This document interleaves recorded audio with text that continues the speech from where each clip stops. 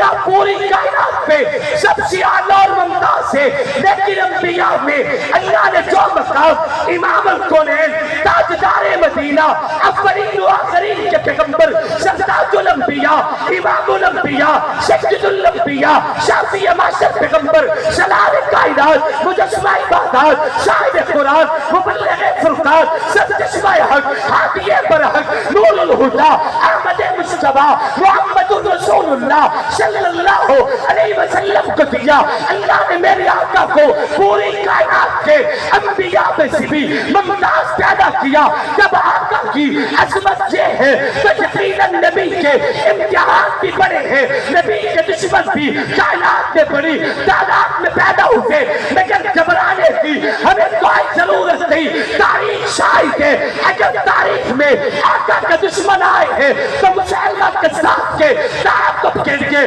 سرکوبی کے لیے ابو بکر صدیق بھی میدان میں اترا ہے۔ اگر نبی کے دشمن میدان میں آئے ہیں تو نبی کے جانشین بھی دھرتی میں پیدا ہوئے۔ صدیق اکبر سے لے کے امت کے ادنا غلام ابو بکر صدیق، ابو بکر صادق 1400 سالہ تاریخ گواہ ہے کہ جب بھی کسی دھرتی سے، کسی ٹکڑے سے، کسی مٹی سے نبی کا دشمن وجود میں آیا ہے، اللہ نے اس کے تعاقب کے لیے اسی دھرتی سے محمد کے عاشق بھی پیدا کر دیے ہیں۔